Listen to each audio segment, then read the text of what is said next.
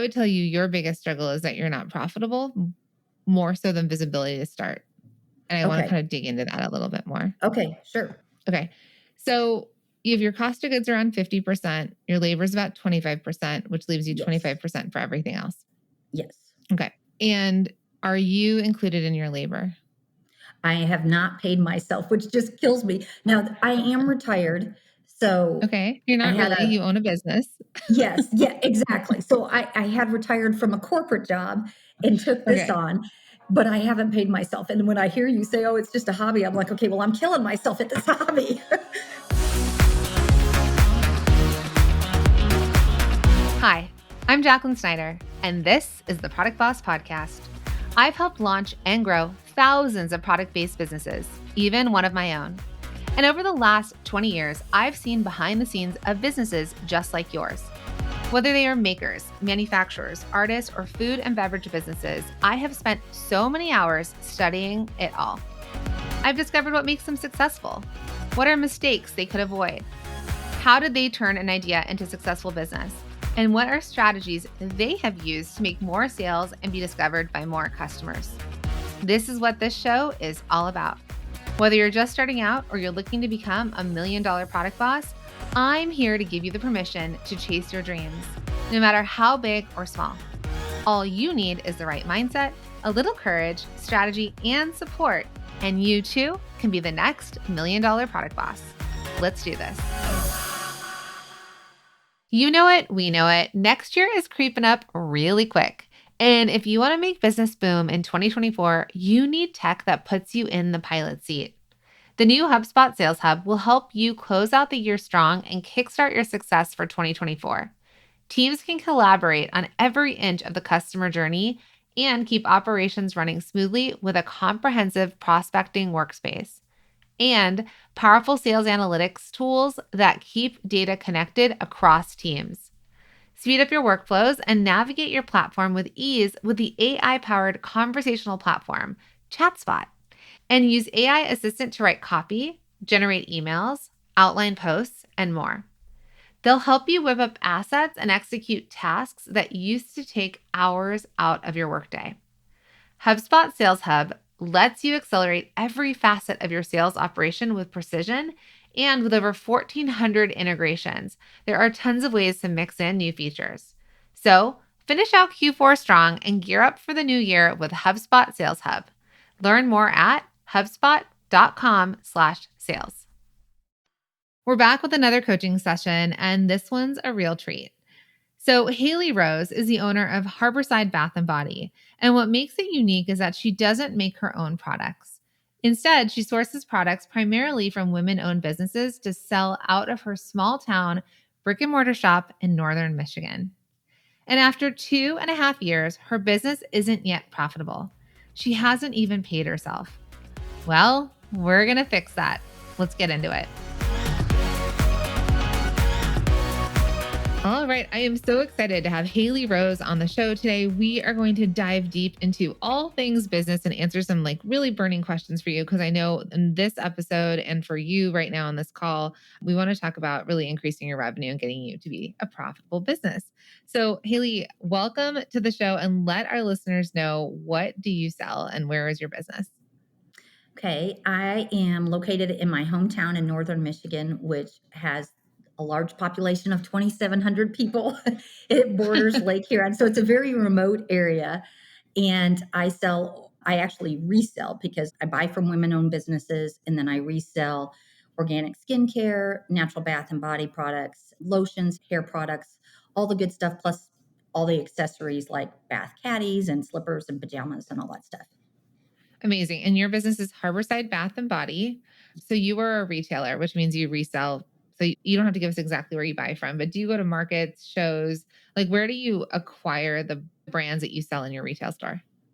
So I really just did my research, and I started with products that I liked that Okay. were women-owned businesses. So Okay. And so in your town, because you have a brick and mortar, correct? yes, yes. Okay. So in your town, what is it? What's around where your store is? Like, what are other shops or stores, or what does the foot traffic look like?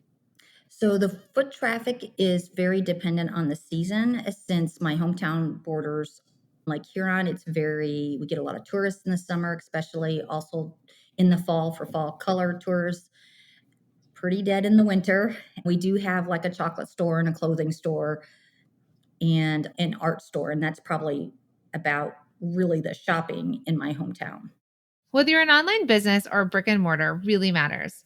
Online, your potential customer base is wide, but the challenge is being seen and discovered. When you've got a brick and mortar storefront, you're limited to the customers in your area, but you have the advantage of local word of mouth and foot traffic and being able to catch people's attention when they walk by. So it's important to focus on what the customer is going to find when they come in. What makes your store unique? Okay, I'm finding you over on Google because what I like about Google is you can actually see the street Yeah. and you can see sort of what's going on and what the shop looks like and all the things. So, in your town, if I were to come to town and I was, on a vacation or whatever, what would someone say to me if they were referring me or telling me to go to your store? If they wanted something that didn't have chemicals, they wanted something for either skincare or maybe they're dealing with eczema or anything like that. And then we also kind of side note have a huge selection of Life is Good t-shirts that are for. So a lot of people come in for the Life is Good t-shirts to get something that has Lake Huron or Rogers City on the t-shirt, but then they end up buying a lot of other stuff. Okay. So, the Life is Good stuff, would that be tourists that were coming in? Like they were just happening to walk Yes. around and they knew you had it, Yes. not locals buying that? So we actually have a lot of locals buying it too, but probably Okay. the biggest is really the tourists. Okay. So tourists are walking the streets like foot traffic or they happen to drive to Yes. town and then yeah. Okay. And then we have a huge marina there, and Okay. inside the marina, I have brochures in there with a map on how to get to me and all of that stuff. Okay. All right. So we've got a marina, we've got tourists, and we have your store's beautiful. So bath and body products, like comfy things. It looks like maybe you sell towels and robes. You said and pajamas are Yeah. really big. Okay. Mhm. So if we were to happen upon your store probably and I was just walking by, I'd be like, oh, let's go see. That's a really cute little local shop. Yep. Probably. Yes. Right? Yes. Yeah. Or walking around. Now, anywhere in the store, does it explain that it's all women owned products? No, it doesn't. I have that. I'm actually working on that because we've just kind of crafted our core values and what we're trying to accomplish in the store, and then I'm gonna get it printed out and have it kind of right on the wall when people walk in. Okay. Is Life is Good women owned as well? No, it's not. So all the No. core lines, like the skincare, the bath and body Okay. care, all the core lines are Okay. women owned. All right. So, a couple things I just want to bring up with you and I'm not telling you what to do in the way of like change your whole business structure or anything. Okay. So, you just take everything I say to you with like a grain of salt to start. But one thing when we have a mission for our businesses or something greater than I'm just going to come out with something. So a good example is Tom's shoes. When Tom's shoes came out, they were like, you buy one for yourself, we gift one. Right, Now, it was a really cool concept. And I'm going to say it was a marketing concept as well as also a give back. Sometimes what happens is that you have to figure out if the reason we're doing something is a big enough deal to your actual customers. right, Your store has been successful and you haven't even leaned into the women owned right, products, right? That you supply. So there would be a question on if that is important or a value to your customers. Now, it could be, and it could be in the window, but when you're thinking about your messaging, if you're a store that's around supporting women and women owned businesses, it would be really interesting to have you do more like women type events. Like, so if that's going to be a core part of your mission, and I'm not saying women events for like come in for Bath and Body, but do you have an author that comes in that speaks to women specifically? Are there like, what are other issues that women have that they want to feel seen? Because you're trying to make other businesses be seen or be right. supported. So could that be the environment somewhat of your business as a secondary, but locals knowing that this is like a place they could call home? The closest I can explain it is there's a store locally that is a very cute kids store. I think they have a little bit of maternity, but it's baby type stuff. But it also has a secondary part to it that it supports mothers. They have like different experts that come in and talk to moms. There's hypnobirthing like classes there. So there's stuff that it actually turns into a community spot where people are Oh, I love going that idea. to make you feel a certain way. So I just Okay. wanted to kind of find my way there as I talk to you about this, because I know it's a strong component for you, but right now it's not necessarily holding value in the business because your business is doing great. And I say great in terms of revenue that it's hitting. Yes. Yes. But what else would be the reason someone would go there? So in my hometown, there's really not a great place to get nice gifts. So Okay. that's kind of why people come to my store is the gift. Because what I've heard from a ton of customers is that they're so glad that I opened this store because they don't have to travel 40 to 50 miles to get a nice gift. So that's, I think I'm seeing more as the place to go when you have a gift. Okay. So that's also interesting to me because so I want you to just write down these words that you're starting to hear or think about, because while you've come out as, it's Harborside Bath and Body, Mhm. right? Yes. When you're thinking about buying your products, if you are the gift store, then you probably want to think about the products you buy as Oops, giftable. Jacqueline. So if people are considering you the gift store, then you may not want to buy, I think you have a section that's skincare. Do you sell face creams? Oh yeah, we sell the whole gamut. She's awesome. And do So people buy those a lot? yes, actually they do. She's not a well-known brand, but it's because she doesn't sell retail. She sells to spas.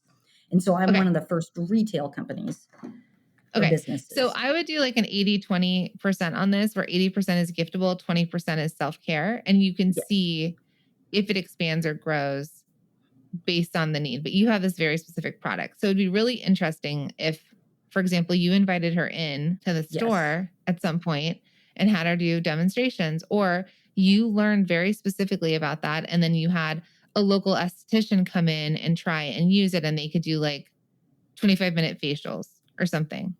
Okay. Right. So we So, did yeah. I did try and have classes where I would do like teach you how to do manicures, where I wasn't doing it, where I did have an esthetician come in and show them how to Mhm. do manicures, show them how to do a basic skincare routine for people that were new to the routine.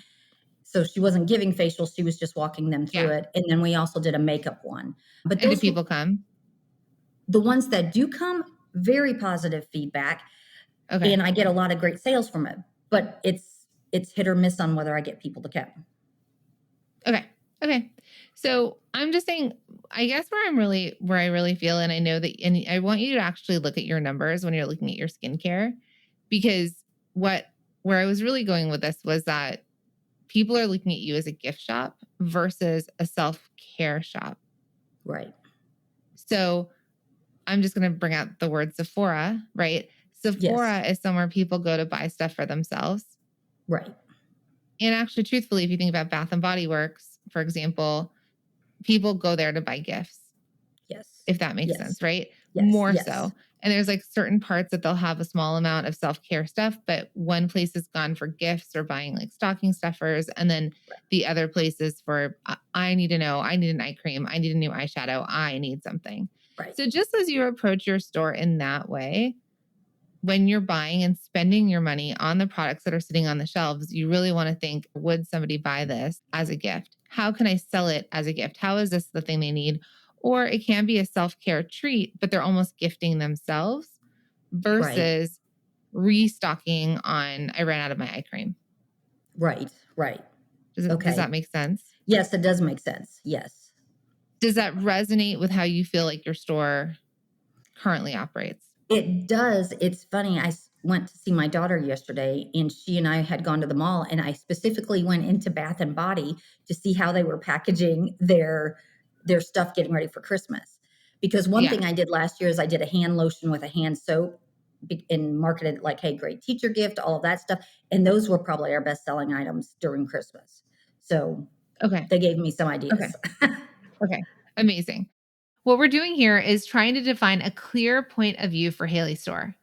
Sometimes as business owners, we go in with one vision in mind, only to find out our customers are seeing something else. Then you're faced with a decision. Do you lean into how your customers already see you, or do you make some massive changes to revamp that image? So that's just talking about the store and getting a good, kind of base for where you're at, because I think it's important to kind of have context. So going into Exactly. your bigger struggle. Now, when I asked you what your biggest struggle was, you said visibility and getting online customers to convert to sales. But when we really dig into your numbers, you said that you've not been profitable since you've opened your store, and you opened your store about 2.5 years ago, right? Correct. Yes. Okay. So I would tell you your biggest struggle is that you're not profitable, more so than visibility to start. And I want to Okay. kind of dig into that a little bit more. Okay. Sure. Okay. So you have your cost of goods around 50%, your labor is about 25%, which leaves you Yes. 25% for everything else. Yes. Okay. And are you included in your labor? I have not paid myself, which just kills me. Now, I am retired, so Okay. I You're I not had really, a you own a business. yes, yeah, exactly. So I had retired from a corporate job and took this Okay. on, but I haven't paid myself. And when I hear you say, "Oh, it's just a hobby," I'm like, "Okay, well, I'm killing myself at this hobby." You've got So, like a multi six-figure hobby. yes. This always gets me. Hobbies are great, but you're either trying to run a business or you're not. If you're not profitable, if you're not paying yourself, you're grinding away just for the fun of it. You can probably find some cheaper, less stressful ways to have fun. Am I right? I mean, probably anything that we choose. So if you want to run a business and you're here, so I know you do, then I want you to be a profitable, successful, and fulfilled business and business owner. And I know you can. It's hard sometimes. Like, we put a lot in initially, and it's hard to get it out on the back end unless we think about it and we build it in. So I want to dig into your 50% cost of goods, because you are Yes. a retailer, which means you're buying wholesale. Yes. So are you overbuying? Why is it 50%? So I guess I'm looking at when I say 50%, I'm looking at when I buy a product, my price that I'm selling it at, 50% of that price is what I paid for it. Okay. My retail price is just twice the wholesale price. Okay. Do you have a CPA or bookkeeper or fractional CFO? I just did this summer start hiring a somebody to do my books each month. So I had an Okay. accountant that was doing it on a yearly basis, but now she's doing it on each month, which has been very enlightening to me to see how things are shaking out each month. Okay. Good. So retailers, depending on what kind of company you buy from, there might be a suggested retail manufacturer price, right? Bigger Yes. brands do this. I'm not telling any of the product bosses out there to do this necessarily, but bigger brands do it. But the goal for you is, depending on, I would do research, look up the brands that you carry, look up other online retailers, and make sure that you're not less than them. Okay. Because what happens a lot of times is we open a store, we start something, we're like, yeah, we're supposed to double it. We buy it at wholesale price, we double it, and we retail it. But I know in apparel, our boutiques, our retailers wanted to 2.2 or 2.3 what they bought it for at wholesale, because it Okay. was never a set times two. Sometimes you could have like a 3 times margin, or like you can make Okay. 70%, right? So there's different margins. What I would do is I'd find bigger brands, bigger stores, bigger places like e-commerce that are established, and see what they're selling it at, and don't undercut yourself. Charge what people can sell it for. Okay. Okay. That's good to know. Okay.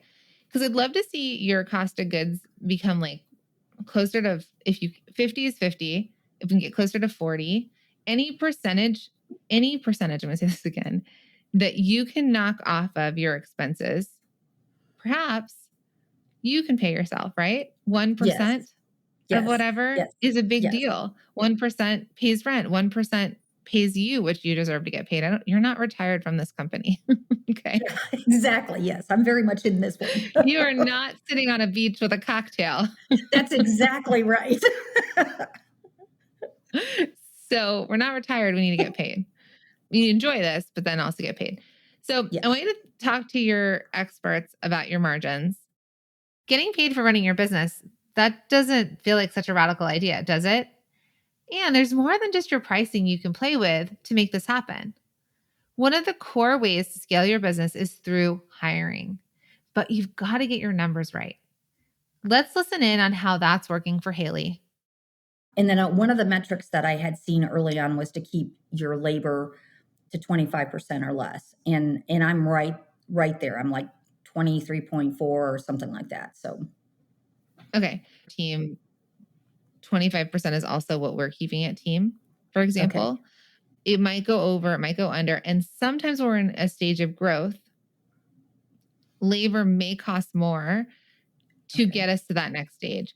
So Right. for you, it may not be your labor internally, like within the store, because I know you really want to grow online. So it might be that you will spend more than 25% initially. Let's say we go up to Okay. 30% on adding new labor, whether they're contractors, whether they're agencies, whether it's a virtual team member or an online team Okay. member.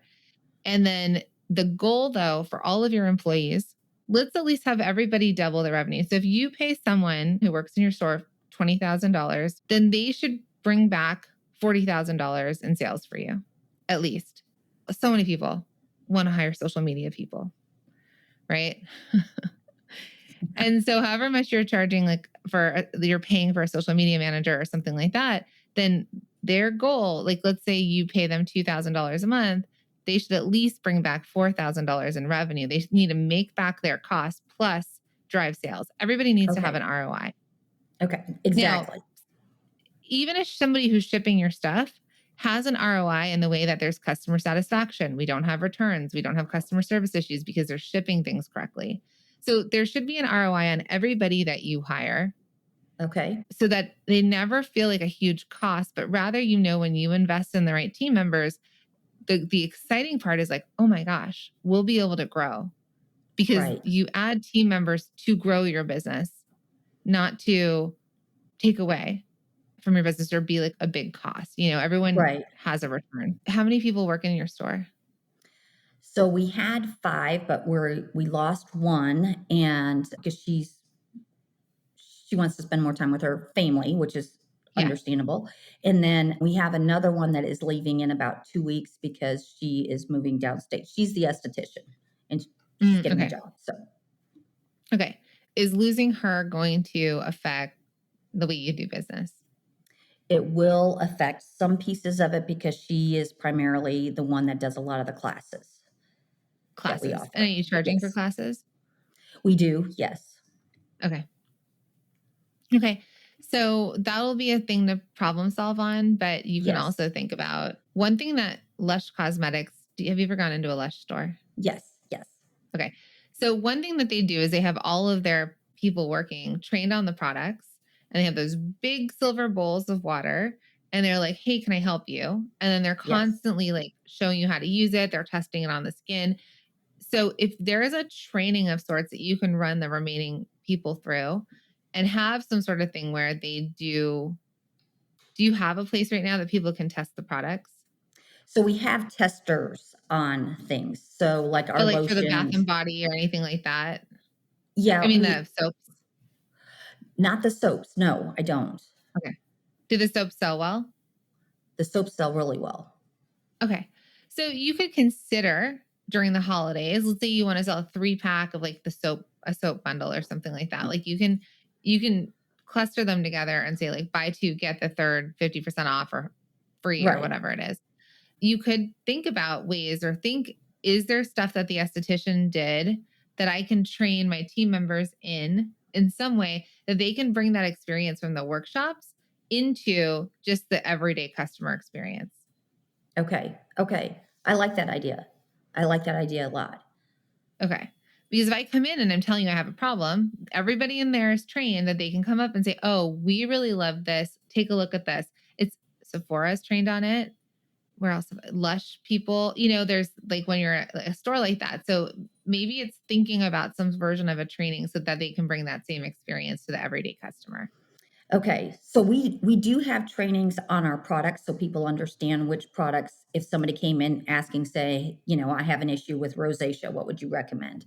But one of the things that I have found is it's hard because they're not well paying jobs to get people that really want to do this. So I think having the right team is very, very important. And like the one that I lost, I felt like was definitely a hit to us because She knew everybody, she knew our products and all that stuff. So it's finding that right mix of people for sure. This is a fundamental part of hiring that I don't see often enough. Yes, hiring employees can be scary, at least at first. And it may feel like there's a lot of risk. And I know it can feel like a lot of money to spend. And a lot of you feel scared because you feel like you maybe don't have that money to spend. But ultimately, you want to make the decision to hire when the people that you hire are going to make your business double the amount you're paying them. Okay, hear that again. We should expect them to make at least double the amount you're paying them to drive revenue back to your business, right? That's an easy yes. For every dollar in, you get $2 out at least. It starts to feel easier to hire. So, getting all of this figured out is how you make your business profitable and how we're going to get Haley to pay herself. Do you ever look at your profit and loss statement? Yes, every month. Okay, perfect. That's a perfect answer. Okay. And you understand it. Yes, yes. Okay. There are lots of people who don't. People who don't have it and people who never look at it, right? Even if it's being created for them. So when you look at that, you're super aware, oh, my expenses were higher this month because I bought more product to be ready for Christmas, for example, right? Because some of your months, I'm sure, are higher in cost of goods because you're buying Exactly. and some of them are Right. not. Yeah. So just being aware of where you're spending, understanding it, understanding labor is great. And then I would dig into your team, your finance team, and talk to them about, hey, margin, I'd like maybe you go to them and say, I'd like to pay myself. How much? Let's put that out there. What would you like to take home a month right now? Well, what I'd like to take home, I mean, I would like right now to take home $10,000 a month, but that's not realistic, Okay. you know. Okay. But But 10K is a goal. yeah. And then So I what mean, are you thinking now? Yeah. so if I did something right now, I would say, oh, if I could even get $1,000 a month, that would be great. Okay. Can you start to pay yourself $1,000 a month? You can. Okay. Okay. Can you? I I think you don't, can. do you think I can see? Well, in this year, I have had larger expenses, but I look at those as investment because I've done like, Right. coaching, and then I've switched over to Shopify and I've bought new equipment and things like that. So I look at that as all investment. So I'm definitely more underwater this year than I have been the other years, but I feel like that will come back to me. Okay. So let me back this up a little for you. And this is something my Okay. life coach Stacy did for me. So I'm not taking claim. What is something that you love that you would love to do once a month or something you want to treat yourself to? What's something like that? So I love to travel. I love spending time with my kids. I love spas. So, going for a facial would Okay. be amazing. Spa. Okay. What is a facial going to cost? Anywhere from 250 to 350. Okay. So can you pay yourself let's just make it $300. We'll Okay. find a middle facial there. Okay. Okay. Can you pull $300 from the business's profit for your work, Haley, that you have done with your Okay. business? And then can you then go ahead and book yourself a $300 facial? And then when you're Yes. laying there getting that facial, you think to yourself, over the last 2.5 years, I've put in this work into this business, and this business has helped me pay for this facial, and I deserve Okay. it. Yes.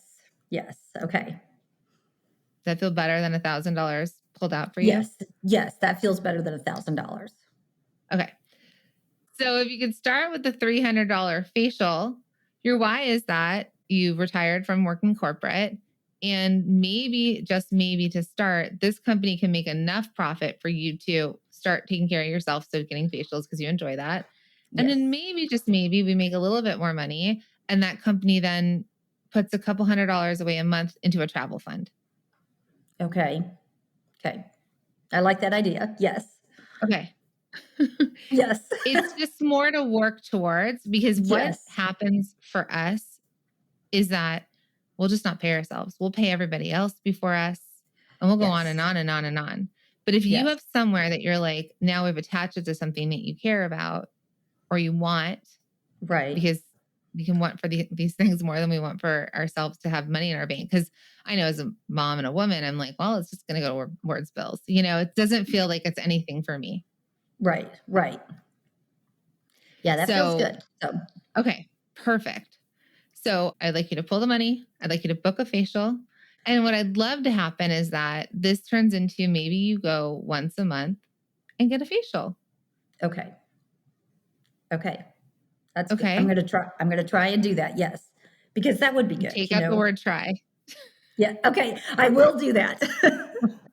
I mean, it sounds wonderful to go do that once a month. So, Isn't it funny how psychology and mindset play such a huge role in the way we think about money? You can hear it in Haley's voice. She doesn't feel comfortable drawing even $1,000 a month from her business. But paying yourself is about more than just the money. It's sending a message to yourself that all of this work you're putting into it is worth something. And once you've convinced yourself of that, it only gets better from there. All right. So now we're getting paid in facials, which is much better than not getting paid in anything. Okay. exactly. Okay. Good. I love it. All right.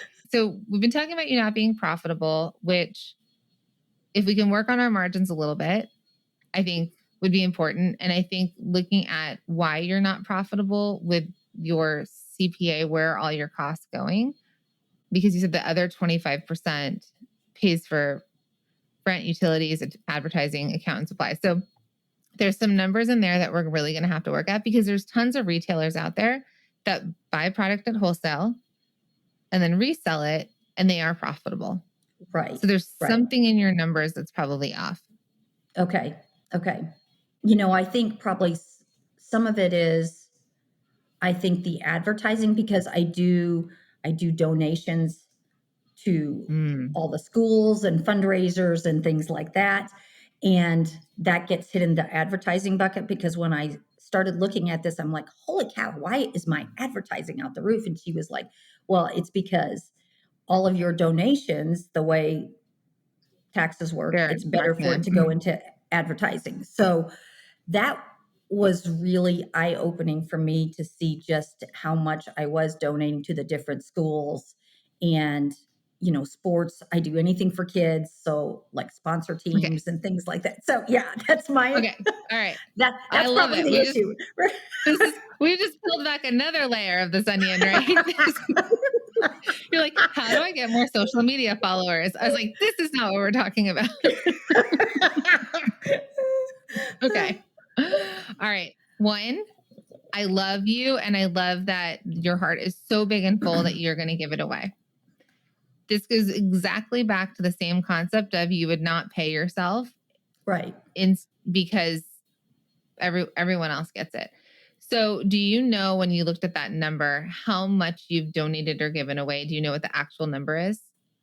So it's combined with all actual advertising. So I Okay. I don't It's know we're the going to exact. consider it's we don't have to do quotes. It's Okay, considered so advertising, right? Because okay, so it's awareness. yes. So it's probably at least 10%. Excuse me? Okay, don't get me wrong. I love how generous Haley is. But just 30 minutes ago, I had to convince her she could afford to pay herself just $300 a month.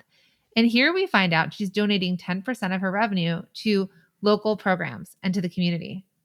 Again, I love it. I love that she is so generous and that those of us out there that want to build businesses to give back, that we can. But my friends, business owners have to stop putting themselves last. If Harborside Bath and Body goes out of business, that 10% is going to shrink to zero. Zilch, none, right? So let's see if we can strike a better balance here, getting Haley's business to grow, which will allow her to be even more generous in the future. Okay. So that's that $1,000 a month you were looking for. Yes, yes.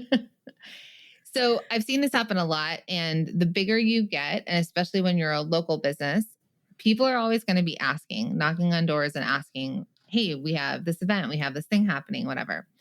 And it feels very hard to say no.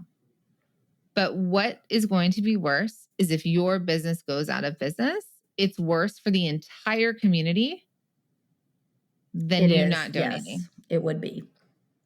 Okay. You are allowed to say no and you are allowed to have a budget. So you could have a budget per year.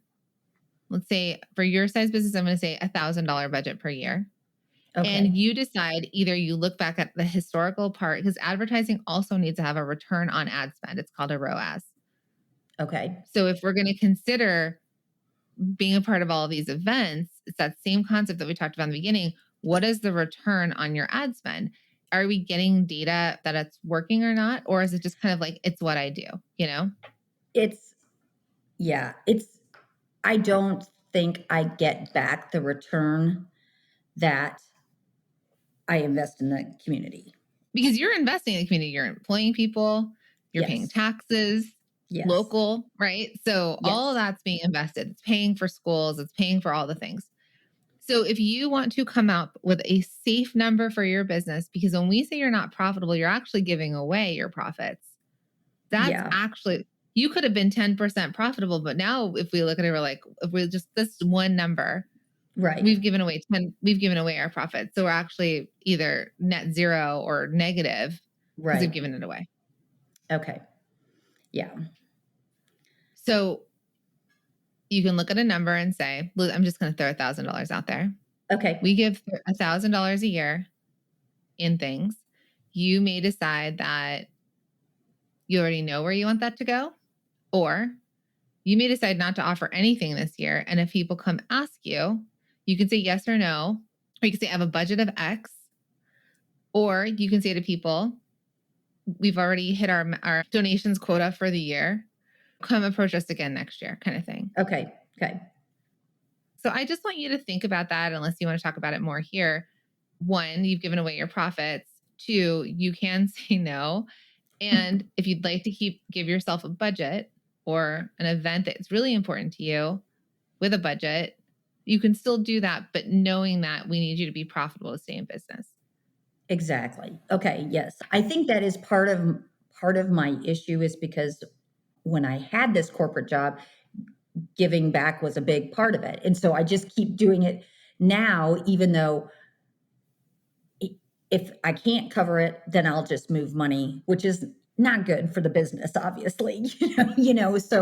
So I need to look at this as a business and not just the same thing. So this has been enlightening. So a light bulb has gone off. So I think because, the only way we can give is if we have something to give from.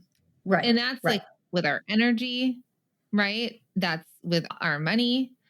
So of course people give and sometimes they give, but the thing is if you have nothing to give from, then and you keep giving from nothing, it's not going to put you in a good place. But if you can then make this company more profitable, make more money, your impact even in give back can eventually be bigger because it won't even hurt your bottom line. You'll have $10,000 aside every single year that you give away.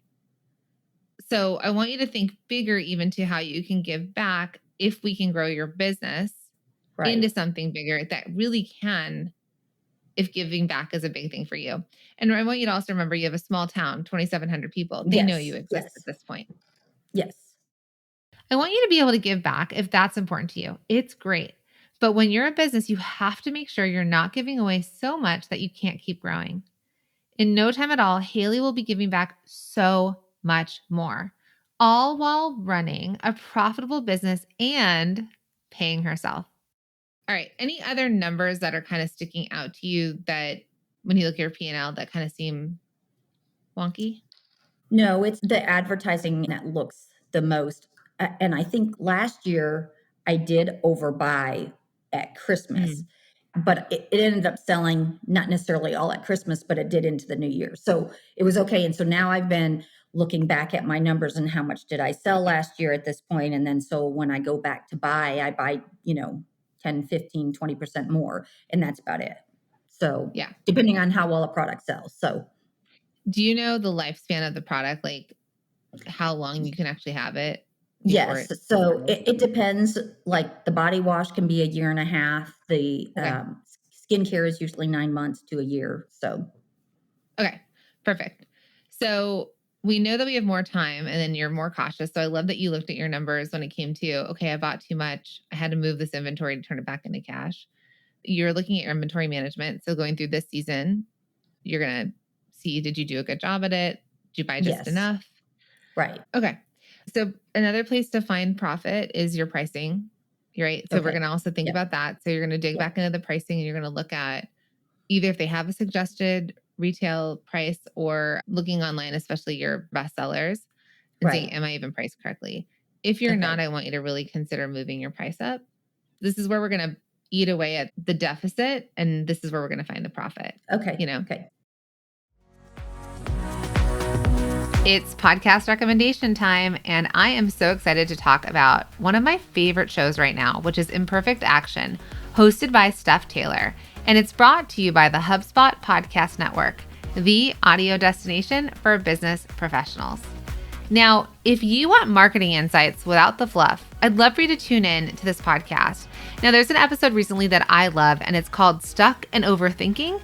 Here's how to start taking imperfect action in your business. And this episode is a game changer. Steph unveils a 4-step process to move past hurdles and just dive in. It's real, actionable advice from a marketing pro. So, listen to Imperfect Action wherever you get your podcasts.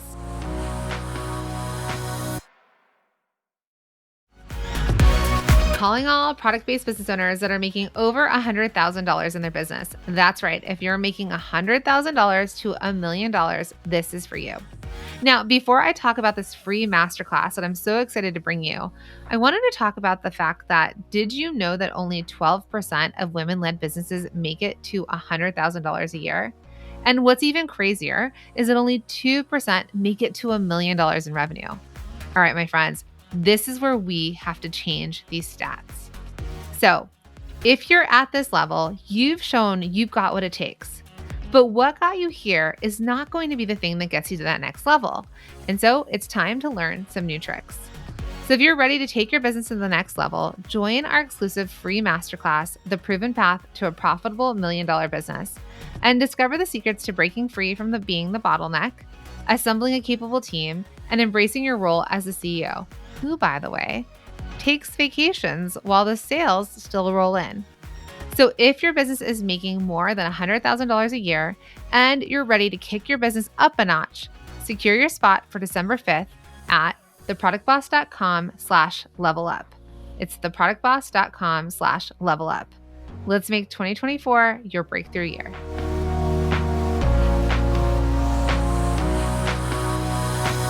Haley mentioned earlier that she feels passionate about buying from women-owned businesses. And you know that that is part of my core mission of helping women-owned businesses grow. And I love that. But is she really leaning into it enough? Do her customers understand and appreciate that fact? There's this store when I was in Vegas that I ran into, and it was very cool. And they had this like donut wall, and they had things that looked like waffles and cupcakes, and everything was bright colored. And I was like, what is this? And I was with my kids. And so it was one of those things where you're like, you feel pulled to walk in. I'm like, I Okay. need to go see what's happening in here. So turns out they're clean. The products are clean. They're made in the USA. They're vegan. They're ethically sourced. They're free of parabens. They have all the stuff that like I, as a consumer, personally would be Right. looking at because I use clean beauty now. That's just a big part. Is your stuff clean beauty or not? Yes, it is. It is. Okay. So that might be Yes. a really big thing to lean into, even in the Okay. front messaging, like on the Okay. window, on a fold out sign, right? Like we need to pull, we need to have a very strong point of view and we need to pull people in for a reason. And so products made by women or in support of women owned businesses is fine, but it does not help the customer. Yes, It you're helps the right. businesses you're buying from, you know? Yes. It's not a strong enough point of view. Like it's going to make them feel better for shopping with you. They're going to feel good about it. They're going to, when making decisions on their values, it's going to align with their values. But what do they want? If they're looking for handmade, if they're looking for vegan or free Right. of sulfates and parabens, then that Exactly. is the stuff that they're going to come in for. Okay. Okay. That's very good. Okay. So when I found this store, now my daughter was like in love, needed to buy all the things. They're not cheap at all. At all. I spent a lot of money that I wasn't planning on spending, but I had to buy it for her, right? That's the Yes. other side. It's like, how do you get somebody like, I have to buy it?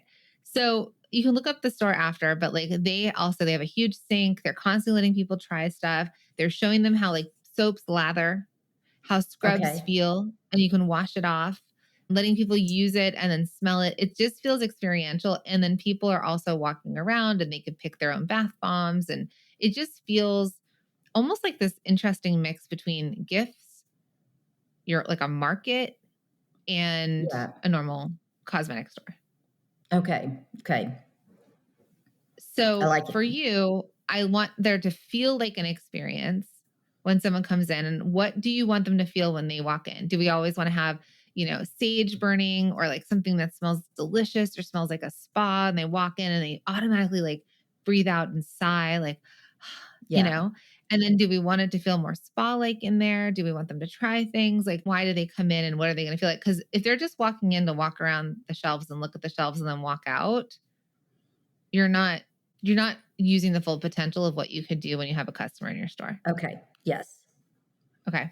So I say all this because when you have a clear direction, then hiring team members, especially being a small, I have a client up in Alaska that there's like the kind of talent she needs for her business is just not in the neighborhood that she's in. So for you, when you start to have like this clear point of view, then you want to make it a place people want to work. Right. Right. Sure, you can say I'll pay you X amount or whatever, but if it turns into a place that people say like, I love working here, it's Right. so awesome. They love working with you, they love the feeling, they love the way that the customers interact, they like the culture of the business, then it is also going to be a little bit easier to get talent that Right. you're looking for. Yep. Okay. Okay, it's all going to just kind of go back to this baseline of like the point of view Right. of the Right. business and you leaning And I into do some of the feel things. like I feel like I have had a hard time messaging because of it being retail, and they say find your ideal customer and then niche down. Well, I have different customers because I have skincare customers and then I have some that really like the pajamas and robes and things like that. But I think if I really niche down on the clean beauty aspect of it, that's probably, and I was focusing on the women owned business more so. So I think I need to shift my messaging to that. And or I'll take it a little bit further because you said the pajamas and the robes or the bath and body. Yes. We can lump them both into the idea of self-care. Yes. Yes. Okay. So not wearing my old t-shirt as my pajamas and buying Yes. myself PJs, which was when I hit 40, I was like, I think I need to start actually buying myself pajamas again. So it was a form of self-care, right? It was Exactly. I would like to look better and all that. So if you start to kind of move this over to like holistic self-care, like the place where women feel what when they walk in, yes, they're going to come for gifts. They're going to also come for gifting themselves. And you Yes. can still keep them both Yes. as They they're the same feel customer. welcome and they know that they're going to be able to find whatever pampering products they want for themselves to be taken care of. Yes. And then the same feeling in essence is from the people who work in your store. They are Okay. there to take care of them. They're there Okay. to Yes. be experts. They're there to pamper. And so how do you get your team members to perform better? You give them incentives. You Yes. gamify it. You make it fun. You have a board in the back that has, a whiteboard that's like, all right, we have a lot of Dirty Girl Farm products and we really need to move it. And I'm going to track who can be the first person to sell $1,000 worth of Dirty Girl products. And you can gamify it. And you have a board, and every time they sell it or they mark their names on it, right? And maybe that person gets a bonus or that person gets a spa day. People want acknowledgement. They want to be seen. Right. And we're not putting them in competition together, but that you can gamify it. You can make something more fun and gamify something with Yes. direction. Okay. Okay. That's very good. That's very good. So that's how we're also going to get your people to start selling more for you. Okay. And also be go-to place, like they're going to do the essence of what you said, where people feel taken care of. Wow, right there. We've just covered a lot of ground. We got clarity on the messaging that Haley wants to convey in her store. We niche down to a comprehensive category of products and ideal customers that make sense for her, all without having to change her product offerings one bit. And in the process, we looked at how the same clarifying process can actually improve her employee situation. You may want to listen to that again because it is so powerful. So is there anything Yes. you have a question of right now or something that's now come up for you that like you'd love to get my brain on? Well, I would like your brain on. So I do have 3 micro influencers that I send products to every, every quarter is pretty much what I do. And they do promote me on Instagram, but I don't really have, if I'm looking at a return, which is what I've been trying to do, I don't really have a return from them yet. So should I be looking that my return is brand awareness, or should I, because I've heard you should set up goals with them and I'm not exactly sure what kind of goals I need to set. So where or who are these micro influencers? Like where are they located? They are located in Michigan. Okay. Are they local that their followers will follow you? I've had some of them, yes, follow me. Okay. I mean, shop from you actually was really the word I was going for. Okay, so yeah, I haven't been hugely successful on getting converters on Instagram. I spend a ton of time on Instagram, but not a lot of converters from there. But what's the ROI? What was the goal with these micro influencers? So when you say micro, how big are their followings? So I have one that has about 6,000, one that has about 2,000, and one that has about 70. So she's big. 70,000. Okay. Yes. And They kind of do all but what are they beauty. pushing? Are they pushing go visit Harborside Bath and Body in this town? Like what's their what do you want their ROI to be? Like what do you want them to do for you? So I saw the best one that I really liked here just a couple of weeks ago, where she took my stuff and she's like, if you have a commitment to shopping small, here's a great small business. I've talked about the products that they sell because they've got so many products in one location, and I've got a website. And so it was really, that was kind of what I wanted. So that I want to take that messaging to the other two as well and say, hey, can we focus on this messaging, kind of this all-in-one self-care pampering place, one-stop shop. But then my initial goal was to get my name out there and build awareness. But now I feel like, okay, I've done it enough where I should get sales from it. So I guess I don't know, from a sale perspective, I should at least get what I'm giving them in products value plus something. Hold on. So we've been talking about influencers for a while now, but Haley hasn't really explained how this is supposed to pay off for her. It's not that she's trying to dodge the question, it's that she doesn't quite know herself. See, sometimes you hear all the advice online about how you really have to take advantage of micro influencers. And I think this can be a good move, but you have to go into it with an intention first.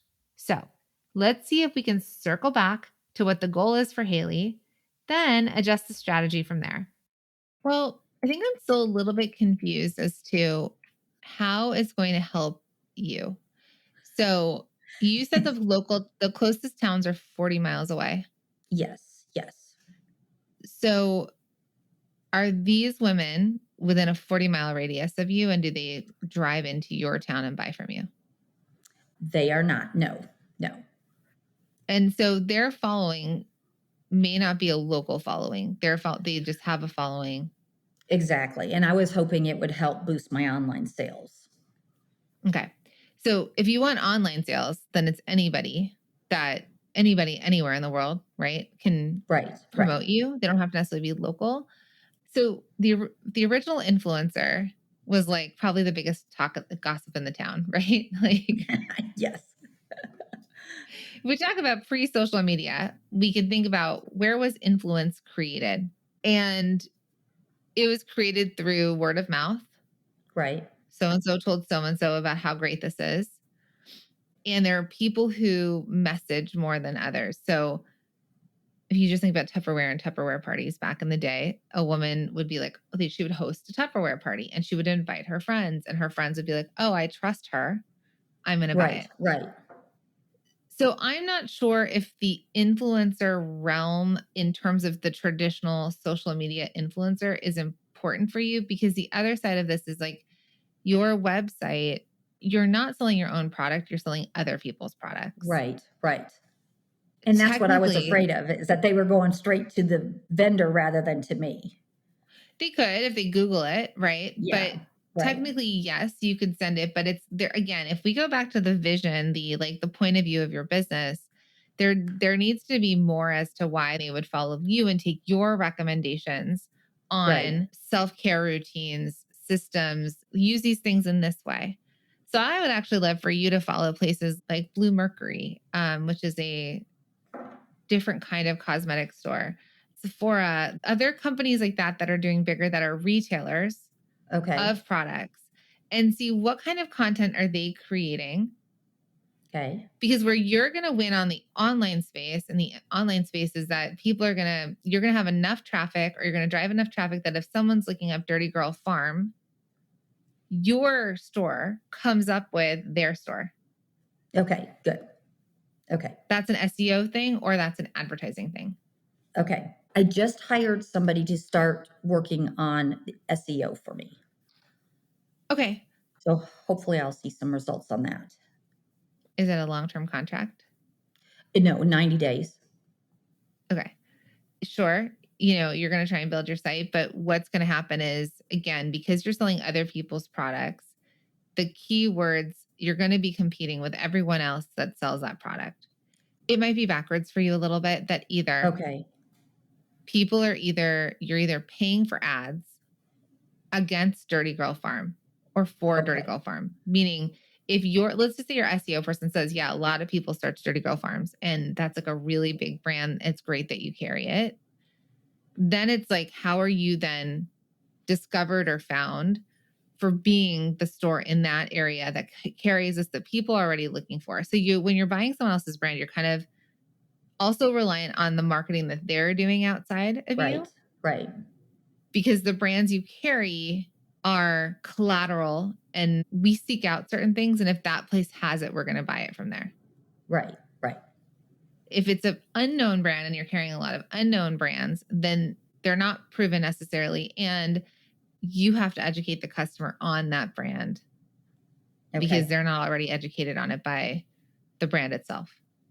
okay, okay, yep. Okay. So Google doesn't work the greatest, but actually, you know what might work really well for you too is Yelp, like Yelp reviews. So my dentist does this really well. So Okay, how did we find our dentist when we moved to town? Well, he was a mailer. He started as a mailer. So he mails and does a lot of mailers. It's a local business. Then when we're in there, they're very good. They get you in, and then they say something like, if you enjoyed this experience, we'll give you a free whitening, like a teeth whitening kit, if you leave us a Yelp review. Just show us the Yelp review. okay, There was this woman the other day I was in there. I did do a Yelp review for the whitening. And then there was a woman in there the other day with my cleaning, and they were like, they couldn't believe she was still sitting there, and she was writing them like a novel review, like everything, right? She could just like, they're great. But she was so excited. But they asked for the review, and then she gets something. And then he was so appreciative, the dentist, that he was like, oh, I owe you big time. Like maybe he'll give her an extra toothbrush. Who knows? okay, So for you, okay, back into the culture, because you're a local business, the influence might be more local. And what are people looking at? They're looking at Yelp. They're looking at Google reviews. They're typing in, I need something, gift stores locally, and they're going to discover it, and you'll be discovered. But then it's like, what are the reviews? So can you then, every time somebody comes in, hey, if you leave us a Yelp review and you're asking for it, you have a sign about it, we'll give you a free chapstick. okay, yeah, Or, yeah, that's you easy enough know, to do. Or even a sample of the skincare or a bath bomb or something like that. That would yeah, be I'd say bath bomb or chapstick, or we'll give you, leave us a Yelp review and you'll get $5 off off this purchase. And they can do it once or okay, something. And they okay, have to show it perfect. to you. Yep, So, and then they get their discount and they get their freebie, and have them do it in the store. Hey, yeah, you can leave us a review right now. Just show me, and then you can pick a chapstick. Oh, cool. Okay, hold on one sec. I'm going to leave you the review, and then I'll go pick my chapstick. okay, excellent. Okay. So I'd rather you work on, because that's going to cost you money, right? Giving away chapstick Right, is going to cost you money, but it's cheaper than working with an influencer that doesn't have a return. Or what, again, I want you to exactly. look at what's the cheapest thing I can give away if I'm going to give away part of my profits, Right. that kind of thing. Okay, that's very helpful. Okay.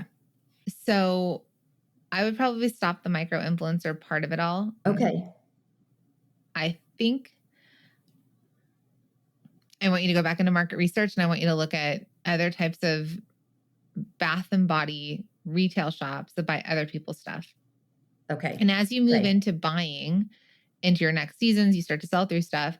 I know you want to support women owned businesses, but a question will be, are the brands you're buying in big enough demand to be building a business that you want to build? Okay. Okay. I think that's very fair. Yeah. So you're buying it because of, the reasoning, but are they in demand to be the thing that people want to buy? Like Burt's Bees, Okay. remember when they started and Yes. then, oh, you carry Burt's Bees, right? Burt's Bees was doing all their marketing. Now you can Right. find it in CVS and grocery stores, but like Right. back then. So we have to think, and this is whether you're a product boss and you're manufacturing or making, or you're a retailer, it's a partnership, you know? It's a Right. partnership Right. between you and Dirty Girl Farm, for example, or between that cosmetics brand. And it's a partnership. And their goal is that you reorder from them because you sell out. Right. So we want there to be some sort of partnership, collaboration, some sort of like back and forth. Can they send you stuff? Do they have, how can they support you? And then also if there is a need, want, or desire for the products you have. And it could be like you could already have it. I'm just Okay. bringing it up as a point. Okay. See, when we step back to look at Haley's business and what she's actually trying to accomplish, we realize that influencer marketing probably isn't the right fit for her at all. There are so many marketing methods out there, and they can all work in the right context. But you have to think about what's going to work for your business. So when I look at your site, it's going to go back to even like your main image being a point of view, right? The Right. first thing I saw was Alina. And so it was just a woman with a face mask on and it said the name, but I have no idea what Alina is. I Okay. also have no idea what Northern Nail Polish is. Okay. So I say that because it might be something local that people do know about, but those brands don't mean anything to me. They're smaller companies, so they're probably Yeah. not as well known. So then the main image needs to again be in service of your customer. Okay. So when I land on Harborside Bath and Body, how is what you offer me going to solve a problem for me? Okay. So your main images need to be more like dry skin routine or winter blues, use this oil, or do you know what I'm saying? So you're Yes. curating for people and the solution to their problem is the products you sell, but it's not going to be able to hang on the name of the brand. Okay. Okay. Very good. That's good info too. So Lush is not necessarily a good one to look at when it comes to this because they do like a lot of collaborations. But when you do go to their site, they have Christmas advent calendar, snow fairy, secret Santa gifts, Christmas gifts for kids, stocking fillers. So they're giving me something that's going to solve a problem or something I want. I want an advent calendar and I want one from Lush, or Yes. I need a secret Santa gift. So I should just buy them all from here. It's easy. Or I need stocking fillers. So when you think about your homepage image, that's where you're also going to up the conversion is you're actually solving problems for them. You're not selling the products as individuals, but you're solving a problem and then the products are the answer. Okay. Okay. So that's where I think from a site and from a conversion perspective, we want your website to be what is the reason I go to this? The same reason I go to a drugstore because I know the drugstore has a solution to my problem. Okay. Yes. So why am I going to Harborside Bath and Body? Because you sell something that's going to be a solution to my problem. Okay. You can also look at nail polish companies and say like, well, how does a nail polish company solve a problem, right? They're nail polish. Right. Well, Olive and June, they're a fantastic company. They grew so big during the pandemic because of how genius they were with their marketing. But when I land on their page right now, they have an image that's like introducing the Super Stick Mani. So they sell press-on nails. Okay. No glue, just tabs, press-ons that stick and stay because people who are going to this do their nails and they care about their nails. But if you see, they're showing the image of it, but they're super stick. Press-ons that stick and stay. So that's actually solving a problem. Solving the problem. But more so if I scroll down, it just says ready for a perfect manicure. Okay. And then it just has all the colors of the nail polish they're trying to sell right now. So what's Okay. the problem? What's the desire? They want a manicure. They want to do their nails. Okay. And the solution is, oh, look, they sell nail polish. What colors? Oh, I can pick a color and I can get this because my desire is to paint my nails. Okay. Perfect. Okay. They also have, you scroll down, it says, great Manny, start with healthy nails. Create your care regime. I love that for a lot of things that you do, right? Great Yes, that's skin starts with healthy bodies. You know, you can come right. up with stuff and then you're selling them the system, the Yes. regimen, the whatever. Yep. Very helpful. Very helpful. Okay. And then the last part I want to answer for you is, so I think if you touch up your website a little bit, I think if you Okay. get Yelp reviews, you can also Okay. take it further that when people are in your store, you can give them something to shop online, Okay. like an actual ticket. Like you can even make, here's a code for 20% off or 10% off or 15% off shopping online. We can get it shipped to you like wherever you are. Okay. Oh, you're Yep. online? Yeah. Yeah. Here you go. Okay. I like that idea because I do have a QR code that they can scan right by the register that says, hey, we are online. But I like the idea of giving them a coupon code right when they're there. Yeah. The QR code, the hard part about that is they'll scan it and then they will forget. It'll Yeah. disappear in their tabs. Like they'll search something else and they'll never come back to it. Yeah. So it could be a card, and of course they can throw it away, but it's something they keep, like if it feels of value. Right. So when you give something away, you could do monthly little printout tickets or something that you're like, hey, use this. They have to hold on to it. And you'll get next month, you can get a $20 gift card, but it's a promotional gift card, for example. Okay. Okay. Right? That they I have like to spend over $100 and online, and they get it's a $20 gift card and it's promotional. So okay. you can think through things like this. You can get their information. You can send them something in the mail, right? Like, and this is all going to cost money, but I'd rather this type of marketing and advertising cost money because it's going to have more of a return than us donating to schools. Yes. And that sounds so horrible. No, I know what you're saying though. Yes. Yeah. Well, an even I better donate return than the influencers. So yes. And I say that because the whole goal is for you to become profitable. And the whole goal that you're saying to me is you want people to shop online with you. And so we have to transfer the in-person to online. mm-hmm. And we can do it because they're there, and also be growing your email list. So again, Yes. they can earn points with you, things like that. Okay. Okay. Perfect. All right. Well, so to recap for you then, like some of the stuff you're going to do is you're going to look at your profitability, right? Yes. We're going to go over our profit and loss. We're going to look at our profitability and we're going to figure out, can I mark my prices up a little bit higher? How can I sell more? How can I have better margins? And also the idea of saving on where you're putting your money, making sure that things have a return on the investment. Right. Yes. We've got team, which unfortunately you're losing this person, but if you have the capacity to educate in any sort of way on the products for them to treat and teach people in that way, or you create some sort of gamification or something that you want them to sell of product. Yep. That will be really fun for them. And it'll be great for you because it's going to help you sell more. Yes. Okay. Okay. What else do you have on your list of things you're going to work on?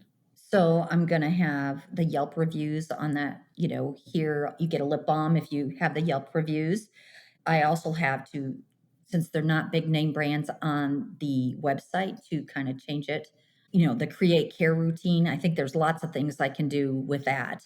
And the promos for $20 gift card if you spend this much money over this amount of time. Yeah. Okay. So piece it out. This is a lot to give you in late October when we're going into the busiest time of year. So I want you have all of this information, but I want you to pull it all the way back and say, what do I have to do now? Or what could I do now that's going to help me hit the goals I want to hit? Because you were saying you were behind where you were last year. I'd love us to get, even if I'm going to go back to $1,000, like $1,000 ahead of where we were last year. Okay, anything perfect. for you to feel more motivated. So let's find that number and then work towards that number. And goal will be then what parts of my business need to shift for me to hit that goal. So is it foot traffic? Okay, great. Let's get on the Yelp reviews, Okay. right? Yes. Am I getting foot traffic? Am I having events? How do I get them to shop for me online? Yes. So And I also looking at want to look at women events too, or just events in general at the yeah, store to kind of build a certain yeah, community. yeah. Another thing you can do though is, again, are they doing self-care as much right now? I'm not sure. So it could be like let us help you shop for your gifts. Like it could Okay. be a shopping event that they come in for, free gift wrapping event. Like there's things that you could bring local people in that solves a problem for them and they come in Okay. and they shop. Okay. A VIP event, you invite the best customers and they get a Okay. gift basket when they come in, right? Like, or Okay. they Yeah. get a coupon, like, hey, come in and shop. You're going to have a $50 coupon for orders over $200. For if you shop Okay. $200 in the store, you'll save $50. I don't know. You just throw a number Yeah. that you can afford. Okay. Yep. So we Okay. I need foot like it. traffic, we need people, we need customers to come back and buy, and we want to move some of them online and incentivize them to buy online. Right. The team part, you can go in and train them on just being more helpful if you want. Or, Right. hey, during the season, this is how I want us to feel, and approach them and you pep talk them.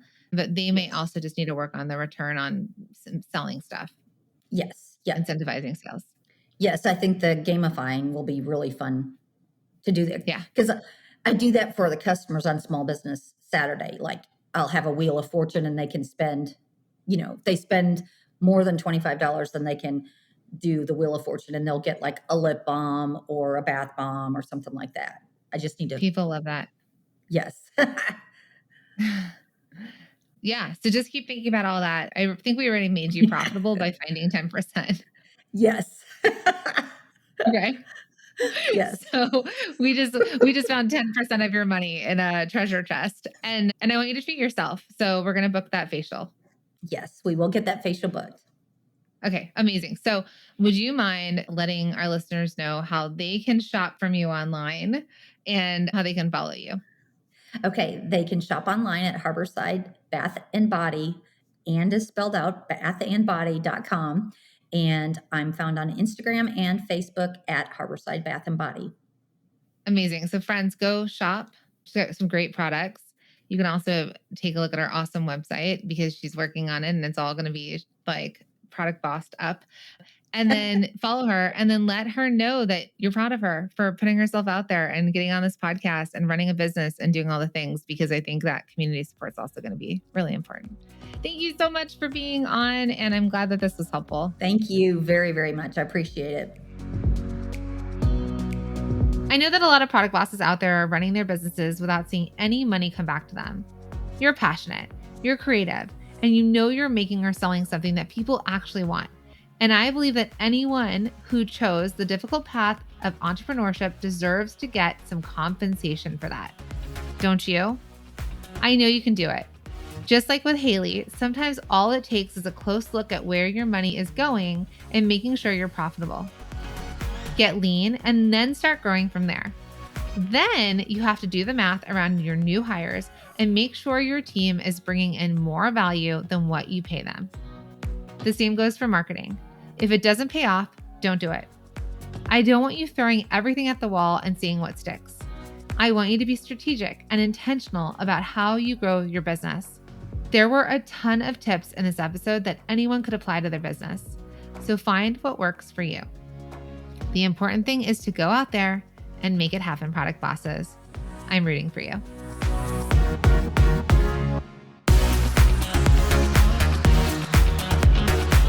Thank you for being here and listening all the way through the Product Boss podcast. If you love our show and it has helped you in any way in your business, would you mind doing two things for us? Subscribe to the show so you never miss an episode, and leave us a review. Reviews help other product entrepreneurs know that this is the place to be to grow their businesses and realize that they're not alone. And we know that you all know that a 5-star and honest review helps you sell more products to more people. So you know that your reviews help us reach more listeners around the world. Remember, what we give is what we receive, and we are all about helping each other in the Product Boss community. We are all in this together. We would be so appreciative of you if you could take the time right now to subscribe, leave a review, and even share this episode on social or someone you know so we can impact more lives. And remember, subscribing means that you will get notified each time we release a new episode so you never miss a thing. You have helped us grow and climb into the top 10 of all marketing podcasts, and together we can keep climbing. Thank you, friends. And remember, there is room at the top for all of us.